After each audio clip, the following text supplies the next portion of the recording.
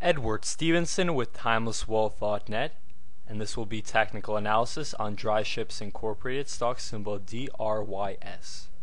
This is the 1 year chart, and what I've done here is drawn in 3 trend lines, all 3 descending and all 3 suggesting that a technical breakout has taken place in the month of April. The first one is, of course, this one, comprised of the peak off of this period right here, the high coming off of this trading session, and the peak off of this period. You can see that the price is supported by this once resisting trend line as it broke above it in mid-April, or recent trading sessions for that matter. Now the one situated right above it is based on the peak off of this period, the one here, and the highs coming off of these 2 periods. You can see that this trend line formed a midterm resisting trend line, that is over the past, let's say, 6 months, and again in mid-April, or recent trading sessions for that matter, the price has broken above this once resisting trend line, and now it acts as support. And the trend line upmost right here is a long-term resisting trend line comprising of the peak coming off of May of 2009 and the high off of this period, as well as this period here. So you can see what I've basically done is drawn in 3 trend lines: short term, intermediate, and long term, and I've shown you that in all 3 events, if we zoom in onto the 6-month chart for instance, coming off of Friday's trading session, we broke past all 3, and although the breakout above this short term and intermediate one came before Friday's trading session, regardless, we are now trending above all 3 resisting trend lines, and we've broken out from a technical perspective. And now all 3 of these trend lines offer support. Now what I've done here is just gotten rid of the long-term resisting trend line that I showed you had been broken past on Friday's trading session, just to clean up the 6-month chart on Dryships Incorporated. And what I'd like to talk about now is this trending blue line right here, which is the 10-day simple moving average. Now take notice that every time the price breaks above this 10-day simple moving average, we have momentum in the market. Take for instance this period and the rally to what was $7.40 or so per share. Once it breaks below it, we have a bearish market, a pullback, or retracement in the market, if you will. And you can see the price pulled back here to a low of just about $5.60 per share. We'll figure out what that low is afterwards when we talk about supporting levels. And once more, break above it, bullish signal or buy signal from a technical perspective. The price peaks at some point, pulls back, bearish signal or sell signal, and once again it bottoms.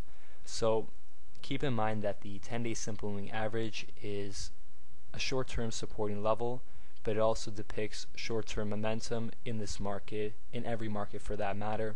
And you can see that we're in a nice upswing based on the fact that the price is trending above this blue line at this point in time, and it offers support right around $6.34 per share. Excuse me, I falsely stated that. That's $6.10 per share. That's where the 10-day simple moving average is currently trending. Now, while we're on the topic of breakouts, take note that this peak would have served as resistance, and coming off of Friday's trading session, we broke past this resisting level, so now that offers support at $6.34 per share. That's the figure that I'd mistaken the 10-day simple moving average with. We also have support at the 200-day simple moving average, so this green line right here, the 10-day simple moving average, and the 50-day simple moving average. Now if we also take the lows or the bottoms, for instance this period right here, we have another supporting level at $5.76 per share. We have another coming off of this period, which is $5.97 per share, and this period right here matched up with the low coming off of this session. That would be, let me just adjust that trend line. This trend line, that would be $5.66 per share. So if we just reference it here, the low 566, as you can see, so I'm not making anything up here.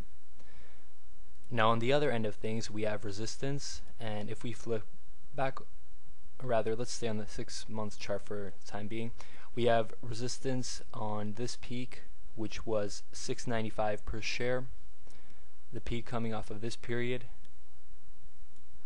which was $7.30 per share, the peak off of that trading session, which is $7.62 per share. So I just drew that line a little crooked, but all these resisting levels are really arbitrary. It's just to show you that the price is making a move to the upside and tackling resisting levels. And finally, more or less the ultimate level, $7.99 per share. And the reason I won't go anywhere beyond this resisting level, not to mention $11 or $12 per share on Dryships Incorporated, is the fact that we have to be realistic and take a look at where we have to battle before we can approach any sort of $10 or $11 per share marks. These are the outstanding resisting levels that the price should tackle if there is momentum and strength in the market. What I do like about recent price movements is the fact that we've seen above average volume as the price has appreciated in the market. You can see the price has clearly grown, as has the volume. So there's a bullish price volume relationship there, strong correlation, however you want to look at it. And if you are long in this market, then that's definitely exciting. Lastly, a look at the 6-month chart once more.